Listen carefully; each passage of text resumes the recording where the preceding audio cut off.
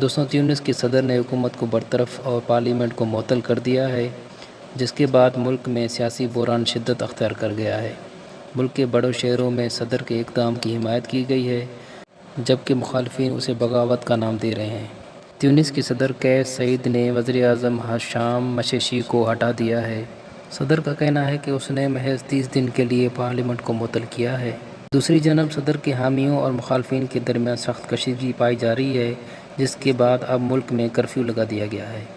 اس صورتحال کو دیکھتے ہوئے عالمی برادری اور یورپین یونین نے تیونس کے صدر کو جمہوریت قائم رکھنے کے لیے کہا ہے۔ اس سلسلے میں یو ایس کے secretary of the state Antony Blinken نے بھی صدر سے بات کی ہے۔ دوستوں، پاکستانی کوہ پیما شہروز کاشف نے محض 19 برس کی عمر میں سطح سمندر سے 8611 میٹر بلند چوٹی K2 سر کر کے دنیا کے کم عمر ترین کوہ پیما بننے کا ریکارڈ بنا لیا ہے۔ ان کا تعلق پاکستان کے شہر لاہور سے ہے اور اس سے قبل انہوں نے محض 17 سال کی عمر میں ماؤنٹ ایورسٹ سر کیا تھا۔ دوستوں، کاشف سے قبل یہ اعزاز ساجد ستپارہ کے نام تھا، جنہوں نے محض 20 سال کی عمر میں K2 کو سر کیا تھا۔ ساجد علی ستپارہ کے بیٹے ہیں، جو گزشتہ سال K2 کو سر کرتے ہوئے اچانک لاپتہ ہو گئے تھے اور تقریباً 5 ماہ بعد ان کے ہی بیٹے ساجد نے ان کی لاش ڈھونڈ نکالی تھی۔ شہروز کا کم عمری میں K2 کو سر کرنا پاکستان کے لیے کسی بڑے اعزاز سے کم نہیں۔ سعودی عرب کے وزیر خارجہ فیصل بن فرحان ایک روزہ دورے پر پاکستان آئے ہوئے ہیں۔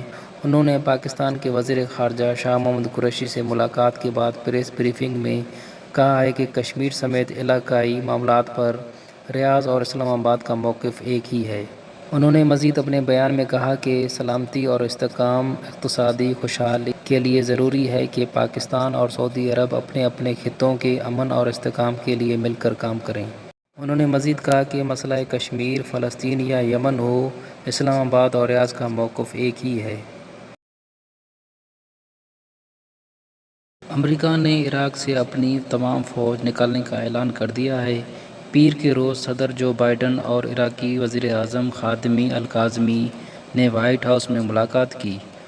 دوستوں، امریکہ عراق میں تقریباً 2 دہائیوں سے فوجی کارروائیاں کرتا رہا ہے اور حال ہی میں افغانستان کے بعد اب عراق سے بھی امریکہ نے اپنی فوج نکالنے کا اعلان کیا ہے۔ عراق میں اس وقت صرف 2500 امریکی فوجی رہ گئے ہیں، جو اس سال کے آخر تک عراق سے چلے جائیں گے۔ کالعدم تحریک طالبان پاکستان کے سربراہ مفتی نور ولی مسعود نے کہا ہے کہ ان کی جنگ صرف پاکستان کے سیکورٹی اداروں کے خلاف ہے۔ لہٰذا یہ تاثر درست نہیں ہے کہ TTP کے جنگجو افغان طالبان کے ساتھ مل کر افغانستان میں لڑ رہے ہیں اور وہ القاعدہ کے ساتھ تعاون کر رہے ہیں۔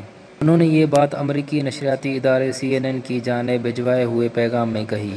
انہوں نے اپنے بیان میں مزید کہا کہ ہماری لڑائی صرف پاکستان اور اس کی فوج کے ساتھ ہے اور ہمیں یقین ہے کہ بہت جلد ہم پاکستانی قبائلی اضلاع کا کنٹرول سنبھال لیں گے اور انہیں خود مختار بنائیں گے۔ دوستوں، مفتی نور ولی مسعود 2018 میں TTP کے سربراہ بنے تھے۔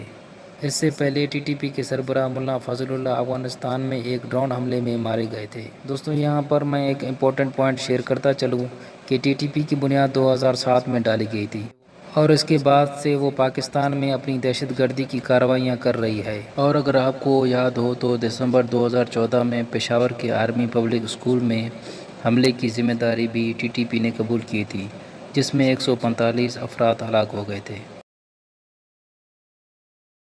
پاکستان نے 46 افغان فوجی افسران اور اہلکاروں کو واپس افغان حکام کے حوالے کر دیا ہے۔ افغان فوجی پاکستان کے صوبے خیبر پختونخوا میں چترال کے مقام پر پاکستان میں داخل ہوئے تھے۔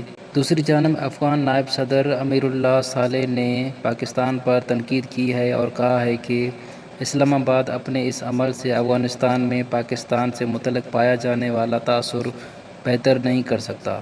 انہوں نے الزام عائد کیا کہ پاکستان کی فوج افغانستان میں دہشت گردی میں ملوث رہی ہے۔ دوستوں، آزاد کشمیر کے الیکشن اپنے اختتام کو پہنچے اور آزاد کشمیر الیکشن میں PTI کی نمائندہ کامیابی رہی اور اب PTI گورنمنٹ بنانے کے قابل ہو گئی ہے۔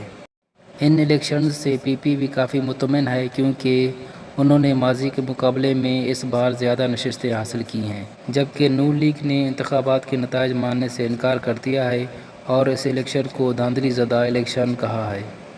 دوستوں پی ٹی آئی نے سب سے زیادہ 25 نشستیں حاصل کی ہیں، جبکہ پی پی نے 11 اور نون لیگ نے 6 نشستیں حاصل کی ہیں۔ ان نتائج کا اعلان چیف الیکشن کمشنر آزاد جموں اور کشمیر عبدالرشید سلہیریہ نے کیا ہے۔ دوستوں اب بات کرتے ہیں ٹوکیو میں ہونے والے اولمپکس کی۔ دوستوں نمبرز اور میڈلز کے مطابق اب جاپان اولمپکس کے ٹیبل پر چھایا ہوا ہے۔ جاپان 10 گولڈ میڈل کے ساتھ پہلے، امریکہ 9 گولڈ میڈل کے ساتھ دوسرے، جبکہ چائنا 9 گولڈ میڈلز کے ساتھ تیسرے نمبر پر ہے۔ اس چارٹ میں آپ کو گولڈ، سلور اور برونز کے میڈل نظر آ رہے ہوں گے۔ گولڈ میڈل چمکیلا اور گولڈ کلر کا ہوتا ہے، سلور میڈل سلور، جبکہ برونز میڈل تھوڑا سا براؤن کلر کا ہوتا ہے، اور تیسری کیٹیگری پر جو میڈل دیا جاتا ہے وہ برونز میڈل ہوتا ہے۔ دوستوں اب آگے بڑھتے ہیں ہمارے آج کے ایم سی کیوز کی طرف، جو کہ آپ کو تمام کمپٹیٹیو ایگزامز میں ہیلپ کریں گے۔ Who is the prime minister of Iraq? اس کا صحیح جواب ہے مصطفیٰ الکاظمی۔ نیکسٹ ہے who is the president of ٹیونیزیا؟ تیونس کا صدر کون ہے؟ اور اس کا صحیح جواب ہے Kais Saied. Who is the current U S secretary of state? And the right answer should be C, Antony Blinken. Name the youngest Pakistani who made world record? اس کا درست جواب ہے شہروز کاشف۔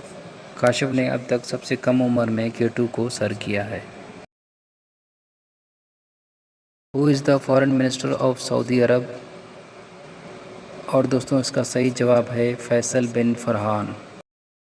ہو is the current leader of Tehreek Taliban Pakistan?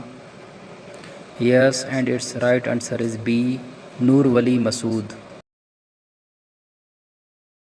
Which party won the elections of Azad Jammu اور Kashmir? The right answer is PTI. How many seats are won by Pakistan Tehreek Insaf in Kashmir elections؟ اور اس کا صحیح جواب ہے 25۔ The capital of Iraq is؟ اور اس کا صحیح جواب ہے Baghdad. Name the capital of Tunisia؟ اور دوستوں تیونس کا کیپٹل ہے تیونس۔